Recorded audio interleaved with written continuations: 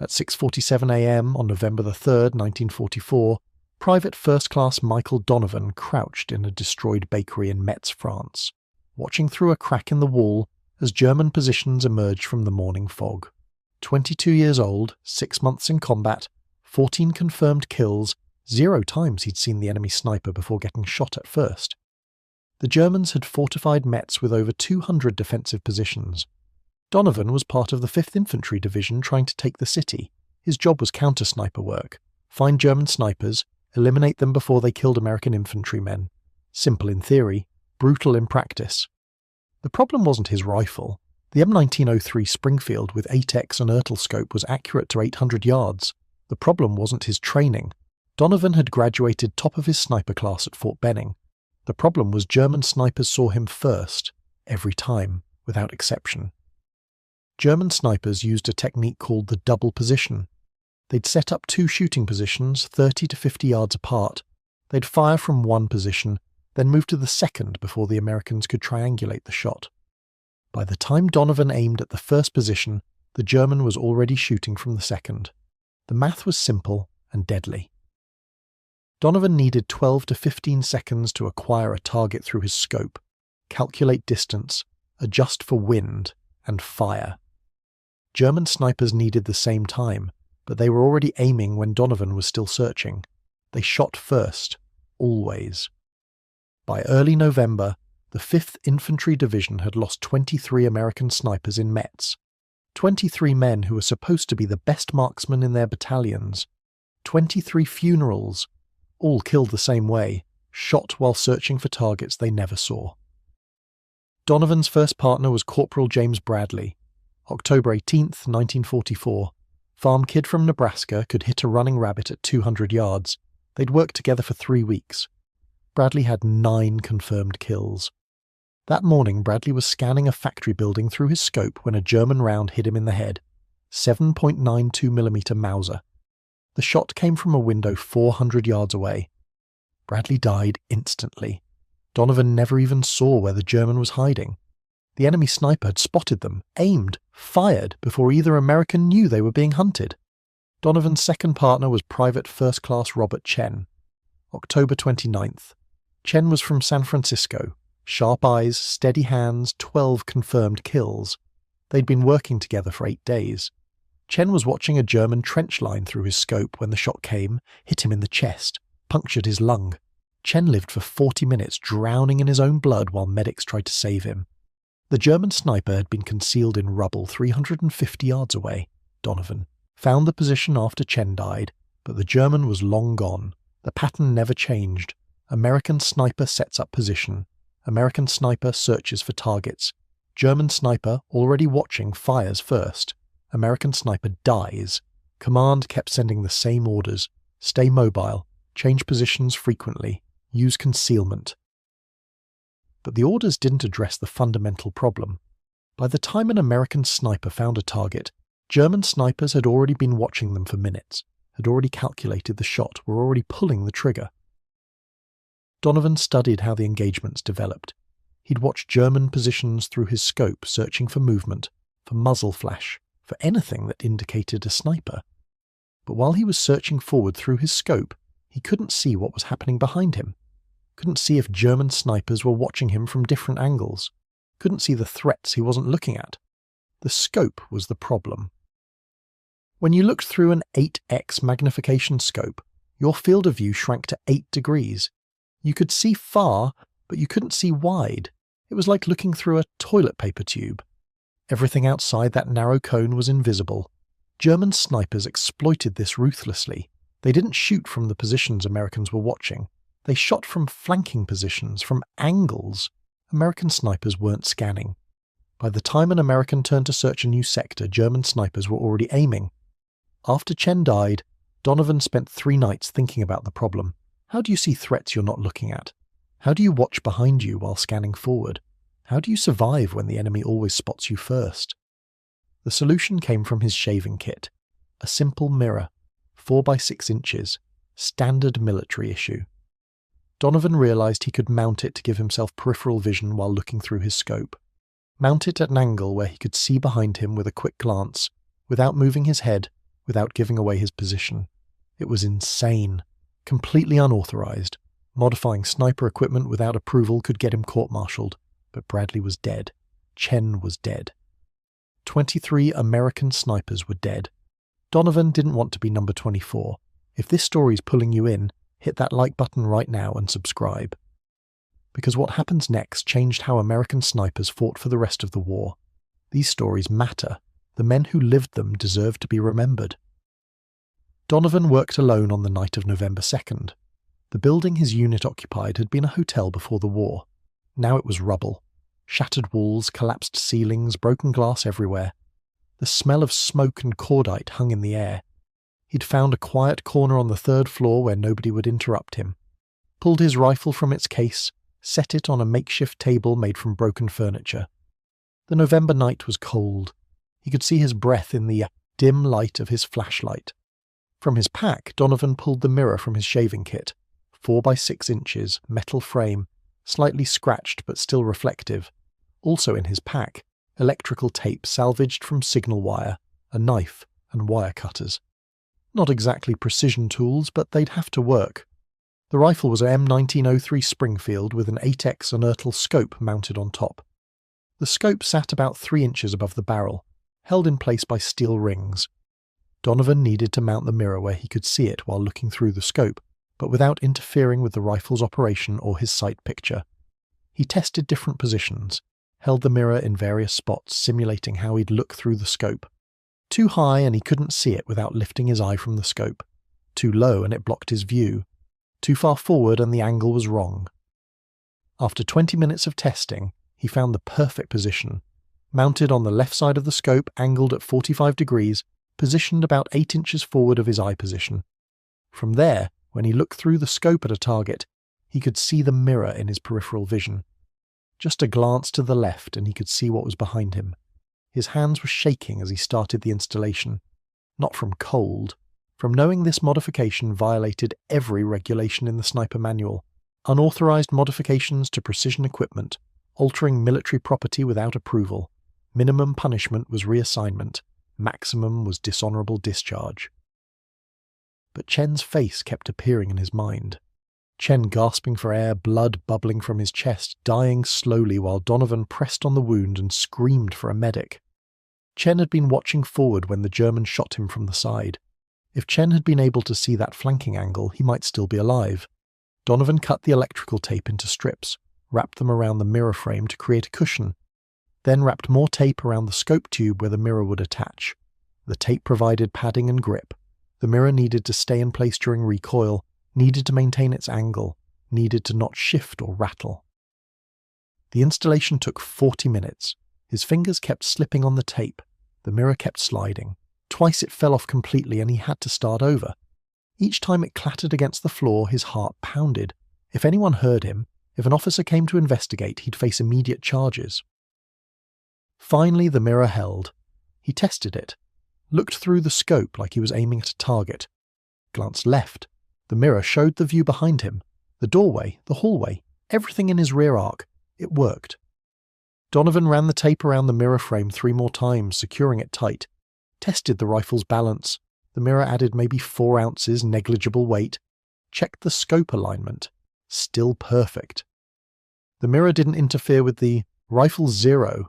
The modification looked crude, obviously not factory equipment. Any officer who inspected the rifle would see it immediately, but Donovan didn't plan on letting officers inspect his rifle. He'd keep it in its case, take it out only for missions, hope nobody noticed. He cleaned up the tape scraps, put away his tools. It was 1:45 hours. In 5 hours, he'd be moving to a new position in the destroyed industrial district. German snipers controlled that sector. 3 American snipers had died there in the past week. Tomorrow, Donovan would test whether a simple mirror could change his odds of survival. At 06:47 hours on November the 3rd, Donovan moved into position in the destroyed bakery. The building had taken artillery fire.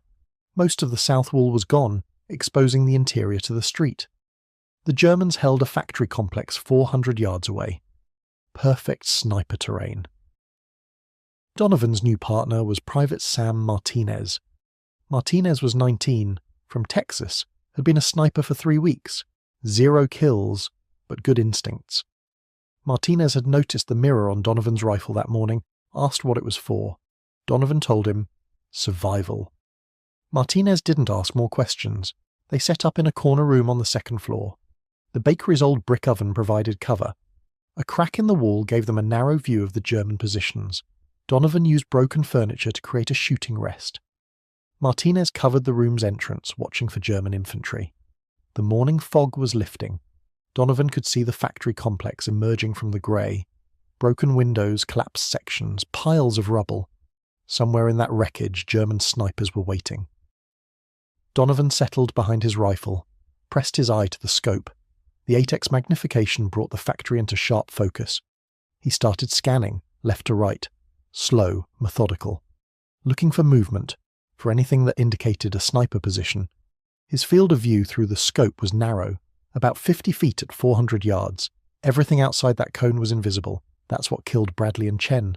They'd been looking through their scopes, focused on one sector, blind to everything else. But now Donovan had the mirror. While scanning through the scope, he could see the mirror in his peripheral vision. The mirror showed the street behind him, the ruined buildings across the way, his flank approaches. It wasn't perfect coverage, but it was better than being completely blind to his rear. At 07:23 hours, Donovan spotted movement in the factory. Third floor, damaged window, something dark moved behind the frame. Could be a sniper, could be debris shifting. He watched, held his aim steady. The movement came again. Definitely human. A German soldier, careful, slow. Probably a sniper setting up a position. Donovan calculated the distance. 410 yards. Wind was calm. Easy shot. He was about to take it, when he saw something in the mirror. Just a flicker of movement. Behind him, across the street, a building he'd already cleared last night. Donovan kept his eye on the scope but shifted his attention to the mirror. Watched the reflection. There. Third floor window. Something moved. A German sniper. Donovan could see the rifle barrel in the mirror's reflection, see the scope glint. The German was aiming directly at Donovan's position, had probably been watching him for several minutes, was probably about to fire. This was exactly how Bradley died. Focused on a target ahead, killed by a sniper from a flanking angle he never saw. But Donovan saw it. The mirror showed him the threat. He didn't move, didn't turn his head, didn't give any indication he'd spotted the German, just kept his rifle aimed at the factory while whispering to Martinez. German sniper, building behind us, third floor, left window. He's aiming at us right now. Martinez moved slowly, pulled his M1 Garand into position, aimed toward the building behind them, found the window, saw the German sniper. Martinez whispered. "I see him," Donovan said. "On my count, I'll take the one in the factory. You take the one behind us. 3, 2, 1. Donovan fired. The Springfield cracked. 410 yards. The German in the factory jerked backward, hit in the chest. He fell out of view. Martinez fired. The Garand's .30-06 round punched through the window frame behind them. The German sniper slumped forward. Dead. 2 shots. 2 kills. 5 seconds total. Donovan worked the Springfield's bolt, ejected the spent casing, loaded another round, scanned through the scope again. The mirror showed no more threats behind him. They were clear. Martinez was breathing hard, adrenaline pumping. He said, "That German was about to shoot you. He had you dead. How did you see him?" Donovan showed Martinez the mirror, explained how it worked. Martinez stared at it for a long moment, then said, "You need to put that on every sniper rifle in the battalion." The engagement that morning lasted 4 hours. Donovan's team eliminated 6 German snipers. Donovan got 4, Martinez got 2. Every kill followed the same pattern. Donovan would spot a target through his scope, but before taking the shot, he'd check the mirror. 3 times the mirror revealed German snipers trying to flank them from positions Donovan wasn't watching. Each time, Martinez engaged the flanking threat while Donovan took the forward target. The coordination worked flawlessly. The mirror gave them 360-degree awareness. German snipers couldn't ambush them because Donovan could see them coming. By afternoon, word had spread through the sniper teams. Donovan's team had eliminated 6 Germans without taking casualties. Other teams wanted to know how. Martinez told them about the mirror. By evening, 3 more snipers wanted the modification. Donovan installed the first mirror on Sergeant Frank, Wilson's rifle that night. Wilson was 28, from Montana, a hunter before the war. He'd lost 2 partners in 3 weeks, both killed by flanking shots they never saw coming. Wilson watched Donovan work, asked questions about the angle, the positioning, the attachment method. When Donovan finished, Wilson tested it, looked through the scope, glanced at the mirror, said it was perfect, said he should have thought of it himself, asked if Donovan wanted payment. Donovan said no, just don't get killed. That's payment enough. The next morning, Wilson's team engaged German snipers near the cathedral. Wilson spotted 2 Germans using the mirror, eliminated them before they could fire, came back raving about how the modification saved his life, told every sniper he knew. By November 8th, Donovan had installed mirrors on 9 rifles. The modification spread sniper to sniper, team to team. Some snipers made their own mirrors using whatever reflective material they could find: broken glass, polished metal, even pieces of chrome from destroyed vehicles. The mirrors didn't need to be perfect, they just needed to reflect. The battalion's kill ratio shifted. In October, American snipers in Metz lost 2 men for every German eliminated. By mid-November, the ratio was 4-1 in American favour. 4 German snipers killed for every American lost. Captain Robert Hayes commanded the battalion's sniper platoon. Hayes was career Army, 12 years in service, knew every sniper manual by heart. On November 10th, he did an inspection of the sniper teams, standard procedure, checking equipment, verifying zero, ensuring rifles were combat ready. He climbed up to Donovan's position, saw the mirror attached to the Springfield, stopped, stared at it for a long time, then asked, "What is that?" Donovan's stomach dropped. This was it. Court-martial. Everything he'd feared since installing the first mirror. Martinez spoke up before Donovan could answer, said it was a mirror modification, helped snipers see flanking threats, had saved their lives multiple times in the past week, completely unauthorized but proven effective in combat. Hayes asked who authorized it. Martinez said nobody. They'd done it themselves, knew it was against regulations, but it worked. Hayes examined the mirror closely, tested the angle, looked through the scope, then glanced at the mirror, understood immediately what it did. He asked Donovan, "How many rifles have this modification?" Donovan said, "9, sir, including mine." Hayes looked at him, then said something Donovan never expected. "By tomorrow morning, I want every sniper rifle in this battalion to have one. That's an order. I'll handle the paperwork. You focus on keeping my men alive." Donovan stood there stunned. Hayes had just made the modification official, protected Donovan from charges. More than that, Hayes understood the mirrors were saving lives, and he was willing to break regulations to save more. That night. Donovan worked faster than ever. He recruited other snipers, showed them how to install mirrors, taught them the positioning, the angle, the attachment method. Some mirrors were mounted with tape, others used wire. One sniper used leather straps from a gas mask. The methods varied, but the principle stayed the same: give snipers peripheral vision while looking through their scopes. By November 12th, every sniper in the battalion had a mirror. The modification was no longer a secret. It was standard equipment. German snipers noticed the change almost immediately.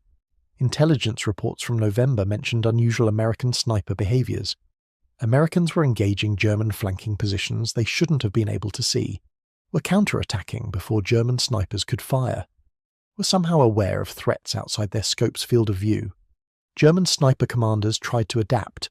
They started using longer range positions, attacking from 600 to 800 yards instead of 400. But American snipers with mirrors could still detect movement at those ranges. The mirrors showed flanking threats regardless of distance. Some German snipers tried attacking from multiple positions simultaneously, hoping to overwhelm American awareness. But mirror-equipped snipers working in pairs could cover all angles. One sniper watched forward, the other watched the mirror. Nothing got past them. By late November, German snipers in Metz were avoiding engagements with American sniper teams. The tactical advantage had shifted. Americans could see threats coming, could counterattack before German snipers fired, could survive engagements they should have lost. The modification never became officially sanctioned by the Army during the war. A training inspector noticed the mirrors in December 1944, wrote a report. The report circulated through Army Command for weeks while officers debated how to handle it. On one hand, the modification violated regulations, unauthorized changes to precision equipment. On the other hand, it was working. Sniper teams using mirrors had significantly better survival rates and higher kill ratios. In January 1945, an evaluation team from Aberdeen Proving Ground came to Metz. 3 officers, 2 civilian ballistics experts. They inspected the mirrors, tested them, interviewed snipers, measured the field of view improvement, calculated the tactical advantage. Their conclusion: the mirrors provided a significant survivability enhancement, should be integrated into sniper doctrine. But they wanted to redesign the system, use manufactured mirrors instead of salvaged materials, create standardized mounting brackets, turn the field improvisation into proper military equipment. The team wrote a formal recommendation, submitted it to Army Ordnance, suggested that all sniper rifles be fitted with peripheral mirrors, made it sound like they'd discovered the innovation, Donovan's. Name never appeared in the documentation. Neither did Martinez's, neither did Hayes's. The official record would show that Army evaluators had identified a sniper visibility problem and developed a mirror solution. Hayes tried to correct this. He wrote letters, submitted after-action reports, made sure Donovan's name was in every document from the battalion, but those reports got lost in military bureaucracy. The evaluation team's version became official. Donovan learned about this in February 1945. An officer showed him the documentation, asked if he wanted to file a complaint. Donovan said no. He didn't care about credit. He cared that snipers were surviving, that partners weren't dying from shots they never saw coming. The war in Europe ended on May 8, 1945. Donovan had survived 11 months of combat, 47 confirmed kills. The mirror had saved his life at least 6 times. 6 times he spotted German snipers trying to flank him. 6 times he eliminated them first. Martinez survived too. 14 confirmed kills. After the war, Martinez went back to Texas, became a police officer in Houston. He kept a photograph of Donovan's rifle with the mirror on his desk for 30 years. Every year on November 3rd, Martinez called Donovan, thanked him for installing the mirror, told him he wouldn't have survived Metz without it. Wilson also survived. 31 confirmed kills. The mirror saved him 4 times. He returned to Montana after the war, became a hunting guide. Sometimes he'd tell clients about the mirror modification, about how a desperate sniper had figured out how to see threats he wasn't looking at, about how that simple trick had saved lives. Donovan stayed in the Army until 1946, then went home to Pennsylvania, worked in a factory for 35 years, same work he'd done before the war. He married in 1947, had 3 children, lived quietly, never talked much about the war. When people asked, he'd say he was a sniper. That's all. He didn't mention the mirror modification, didn't mention saving dozens of snipers, didn't mention changing how American snipers fought. It wasn't modesty. He just didn't think it mattered anymore. By the 1960s, the mirror modification had been mostly forgotten. New sniper scopes had better optics. Some had integrated peripheral indicators. But nobody remembered that the concept started with a piece of shaving mirror taped to a Springfield in Metz. The official Army history of sniper operations never mentioned Donovan. The training manuals credited improved optics and better tactics. Donovan's contribution had been erased, not intentionally, just through bureaucratic process. Field modifications weren't historically significant. Official developments were. In 1987, a military historian researching sniper innovations found references to improvised mirrors in November the 1944 maintenance. Logs. The logs mentioned Private First Class Donovan. The historian spent months tracking down veterans from that unit. Found Martinez. Martinez told him the whole story, about Bradley dying, about Chen dying, about Donovan installing the mirror, about how it spread through the battalion, about how it saved lives. The historian found Donovan through veteran registries. Donovan was 67 years old, still living in Pennsylvania. The historian asked if he'd installed the mirrors. Donovan said yes, asked why the historian cared about something that happened 40 years ago. The historian said, based on survival rate improvements in units that used mirrors versus units that didn't, the modification probably saved between 40 and 60 American sniper lives between November 1944 and May 1945. Donovan said he'd never counted. He just remembered Martinez and Wilson and the others who came back. That was enough. The historian published his findings in 1989. A small article in a military history journal described the mirror modification, credited Donovan, included interviews with Martinez and Wilson. The article reached maybe 1,500 readers, mostly academics, veterans, history enthusiasts. Donovan received 4 letters after the article published, all from snipers or their families.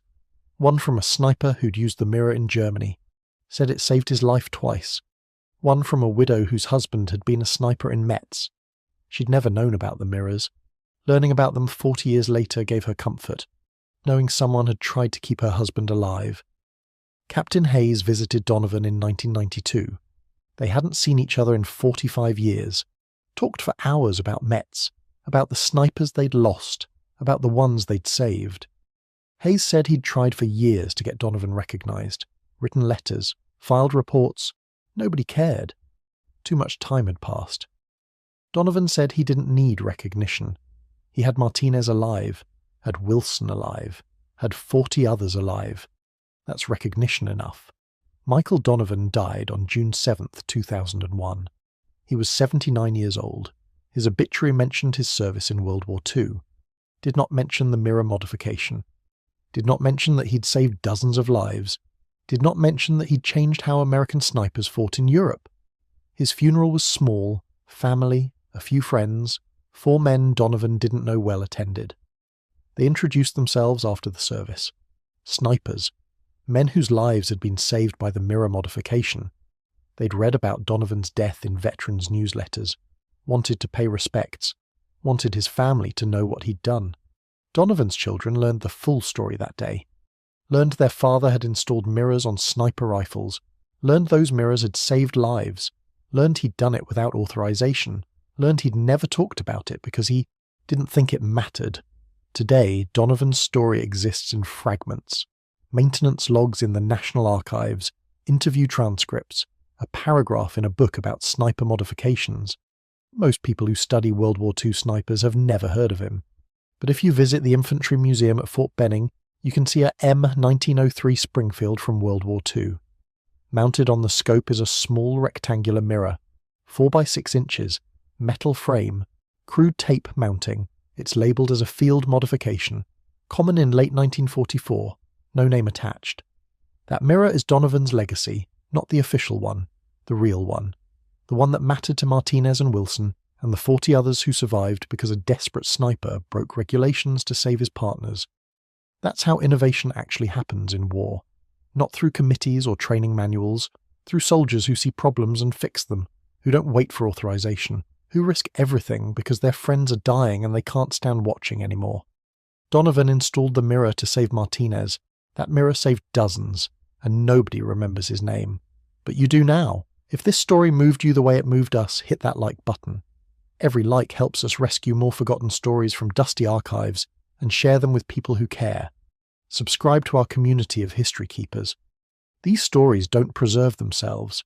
They need people like you who understand that the real heroes weren't always the ones with medals. Sometimes they were snipers with mirrors and the courage to break the rules.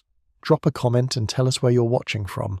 Our audience stretches from New York to Tokyo, from museum curators to the grandchildren of World War II veterans. You're not just watching, you're part of keeping these memories alive. Thank you for being here. Thank you for listening.